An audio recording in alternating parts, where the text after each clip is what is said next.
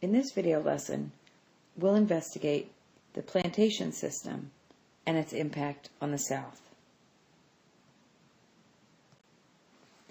Cotton accounted for half the value of all American exports after 1840. The South was producing more than half of the world's supply of cotton. This held foreign nations in partial bondage.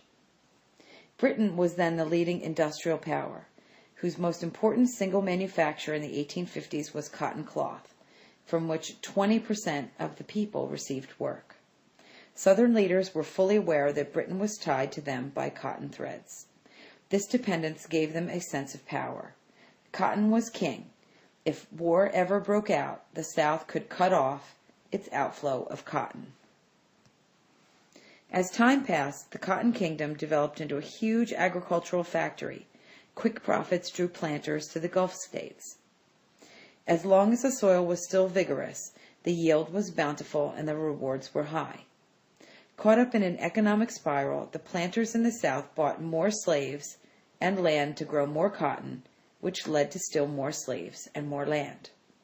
Northern shippers reaped a large part of the profits from the cotton trade.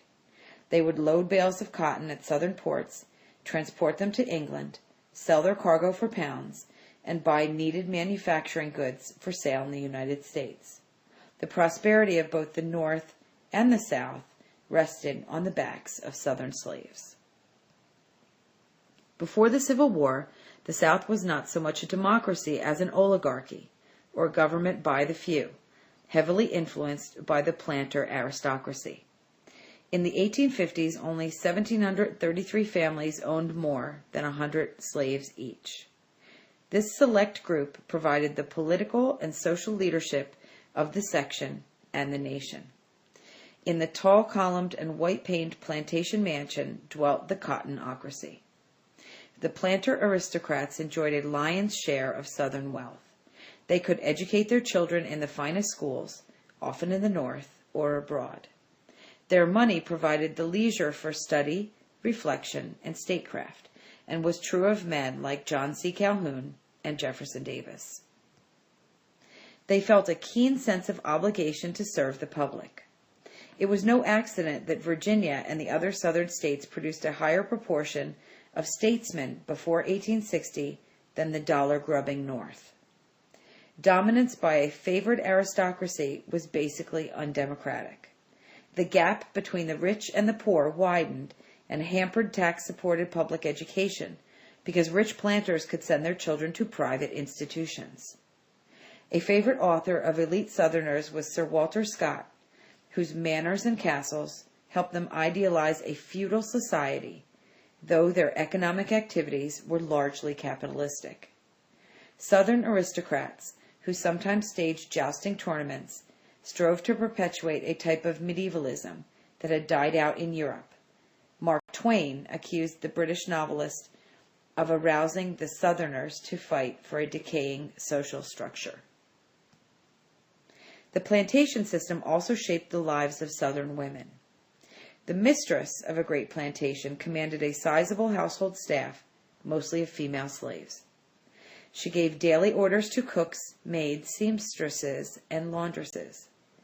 The relationship between mistresses and slaves ranged from affectionate to atrocious. Some mistresses showed tender regard for their bondswomen, and some slave women took pride in their status as members of the household. Virtually no slaveholding women believed in abolition, and relatively few protested when the husbands and children of their slaves were sold. The plantation agriculture was wasteful because King Cotton and his money-hungry subjects despoiled the good earth. Quick profits led to excessive cultivation, or land butchery, which caused a heavy leakage of population to the west and the northwest. The economic structure of the South became increasingly monopolistic. As the land wore thin, many small farmers sold their holdings to the prosperous and went north or west. In the South, the big plantations got bigger and bigger, and the small got smaller. The financial instability of the plantation system was a huge problem for the South. The temptation to overspeculate in land and slaves caused many planters to plunge into debt. Slaves represented a heavy investment of capital, perhaps $1,200 each in the case of a prime field hand, and they might injure themselves or run away. An entire slave quarter might be wiped out by disease or even by lightning. Dominance by King Cotton led to a dangerous dependence on a one-crop economy, whose price level depended on world conditions. This system discouraged diversification. Southern planters resented watching the North grow fat at their expense. They were pained by the heavy outward flow of commissions and interest to Northern middlemen, banks, agents, and shippers. The South spent their life in servitude to the Yankee manufacturing. The Cotton Kingdom also repelled large-scale European immigration, which added so richly to the manpower and wealth of the North. In 1860, only 4.4% of the Southern population was foreign-born, as compared with 18.7% for the North. German and Irish immigration to the South was generally discouraged by competition of slave labor, by the high cost of fertile land, and by European ignorance of cotton growing. The diverting of non-British immigration to the North caused the white South to become the most Anglo-Saxon section of the United States nation. Few Southern whites lived in mansions. 1,733 families out of 345,000 owned 100 or more slaves, and over two-thirds of the families owned fewer than 10 slaves. Only about 1/4 of white Southerners owned slaves. Smaller slave owners did not own a majority of the slaves, but they made up a majority of the masters. These lesser masters were typically small farmers, except with a few slaves. The style of their lives probably resembled that of small farmers in the North, more than it did of the Southern aristocracy.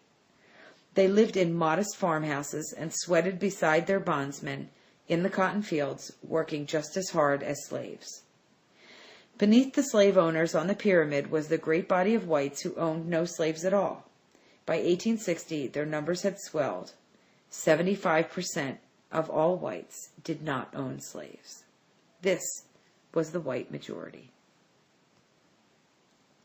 Pushed off the richest bottomlands by the mighty planters, they scratched a simple living from the thinner soils of the back country and the mountain valleys.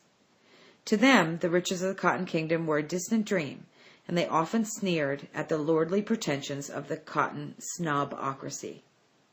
Smaller farmers participated in the market economy scarcely at all. Subsistence farmers who raised corn and hogs, not cotton, and often lived very isolated lives. Some of the least prosperous non-slaveholding whites were scorned even as poor white trash or as hillbillies.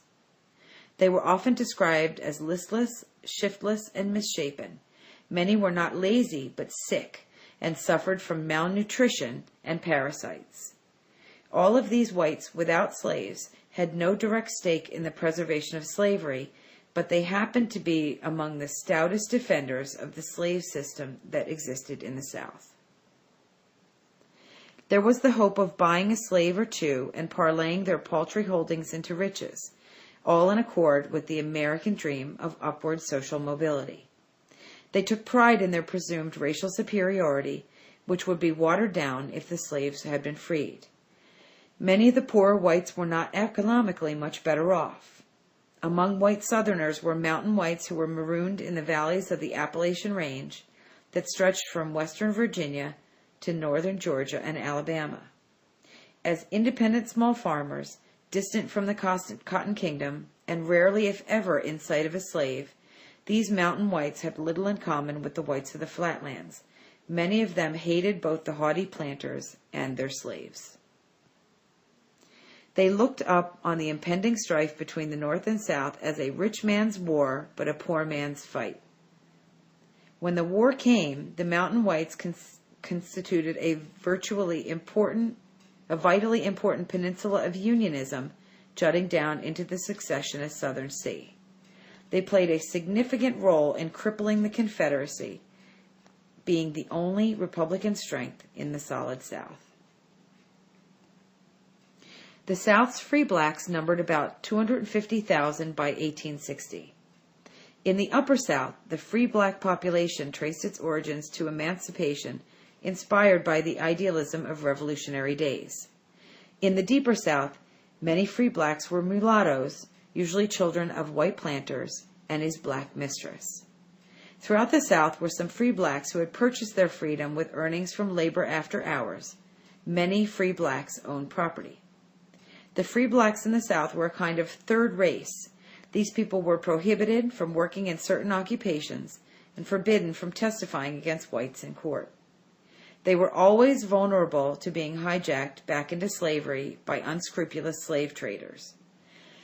As free men and women, they were walking examples of what might be achieved by emancipation, and hence were resented and detested by slave supporters. Free blacks were also unpopular in the North, where about another 250,000 of them lived. Several states forbade their entrance. Most denied them from the right to vote. Some barred them from public schools. Northern blacks were especially hated by the Irish immigrants with whom they competed for menial jobs. Much of the agitation in the North against the spread of slavery and into the new territories in the 1840s and 1850s grew out of racial prejudice, not humanitarianism. Anti-black feeling was in fact frequently stronger in the North than in the South. It was sometimes observed that white Southerners, who were often suckled and reared by black nurses, liked the slaves as an individual, but despised the race. The white Southerner or white Northerner, however, often professed to like the race, but disliked individuals. And we'll discuss more about the struggle and the impact of the plantation system in class.